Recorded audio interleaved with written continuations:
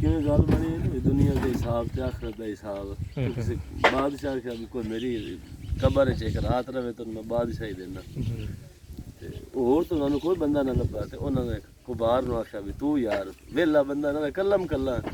ਤੂੰ ਰਾਤ ਰਾਤ ਇਹਨੂੰ ਬਾਦਸ਼ਾਹੀ ਦਿੰਦਾ ਸਹੀ ਉਸ ਕਹਿੰਦੀ ਮੈਂ ਠੀਕ ਹੈ ਤਿਆਰ ਹਾਂ ਮੈਂ ਰਹਿ ਲੈਣਾ ਰਾਤ ਉਹ ਰਾਤ ਗਿਆ ਕਬਰ 'ਚ ਰਿਹਾ ਤੇ ਬਹੁਤ ਸਾਰੇ ਫਰਿਸ਼ਤੇ ਉਹਨਾਂ ਕਿਹਾ ਹਾਂ ਬਈ ਦੁਨੀਆ ਤੇ ਕੀ ਕਰ ਆਇਆ ਉਸ ਕਹਿੰਦੀ ਮੈਂ ਕੀ ਕਰਨਾ ਮੇਰੇ ਕੋਲ ਇੱਕੋ ਖੋਤਾ ਹਾ ਉਹਨਾਂ ਕਿਹਾ ਚਲੋ ਅਸੀਂ ਤੇਰਾ ਸ਼ਜਰਾ ਕੱਢਣੇ ਆ ਜਿਸ ਉਹਨਾਂ ਸ਼ਜਰਾ ਕੱਢਿਆ ਤੇ ਉਹਨਾਂ ਕਿਹਾ ਹਾਂ ਤੂੰ ਫਲਾਂ ਵੇਲੇ 'ਚ ਖੋਤੇ ਤੇ ਘਣਾ ਵਜ਼ਨ ਲੱਦਿਆ ਉਸ ਖਜੀ ਲੱਦਿਆ ਹਾ ਉਸ ਦੂਜੇ ਫਰਿਸ਼ਤੇ ਨੇ ਕਿਹਾ ਮਾਰੋ ਨੂੰ 10 ਕੋੜੇ ਵੱਜ ਗਏ ਹੁਣ ਉਹਨਾਂ ਪੁੱਛਿਆ ਵੀ ਤੂੰ ਫਲਾਣੇ ਵਕਤ ਤੂੰ ਖੋਤੇ ਨੂੰ ਵਿੱਚੋਂ ਲਗਾਇਆ ਦਰਿਆ ਦੇ ਤੇ ਤੂੰ ਰੂਹ ਲੱਦੀ ਹੋਈ ਹੈ ਤੇ ਤੂੰ ਲਾਈ ਨਹੀਂ ਪਾਲੇ ਉਹਨੂੰ ਹੋਇਆ ਨਹੀਂ ਕੀਤਾ ਉਸ ਖਜੀ ਲੱਦੀ ਹੋਈ ਐਸੇ ਕਹਿੰਦੇ 20 ਕੋੜੇ ਮਾਰੋ ਉਹ ਫਿਰ ਰਾਤ ਹਿਸਾਬ ਦੀ ਗੁਜ਼ਰੀ ਸੁਬਹ ਹੋਈ ਨਾ ਕਬਰ ਪੱਟੀ ਕੋ ਬਾਹਰ ਜਿਸ ਨਿਕਲਿਆ ਵਿੱਚੋਂ ਤੇ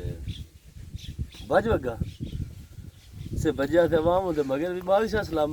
ਸਲਾਮਤ ਜਿਸ ਨੂੰ ਫੜ ਕੇ ਤੇ ਬਾਦਸ਼ਾਹ ਸਲਾਮਤ ਦੇ ਸਾਹਮਣੇ ਲਾਇਆ ਹੁੰਦਾ ਗਿਆ ਉਸ ਆਖਿਆ ਹਾਂਜੀ ਸੁਣਾ ਉਸ ਆਖਿਆ ਜੀ ਮੈਂ ਤੁਹਾਡੀ ਬਾਦਸ਼ਾਹੀ ਤੇ ਨਹੀਂ ਚੰਗਾ ਮੈਂ ਤੇ ਖੋਤੇ ਦਾ ਹਿਸਾਬ ਨਹੀਂ ਦਿੱਤਾ ਗਿਆ ਤੇ ਮੈਂ ਇਤਨੀ ਜਿਹੜੀ ਪ੍ਰਜਾ ਹੈ ਜਾਂ ਜਿਹੜੀ ਰਿਆਇਆ ਹੁੰਦਾ ਕਿਵੇਂ ਹਿਸਾਬ ਦੇ ਇਹ ਦੁਨੀਆ ਤੇ ਆਖਰਤ ਵੰਡ ਆਪਾਂ ਇੱਥੇ ਕਰ ਹੀ ਨਹੀਂ ਸਕਦੇ।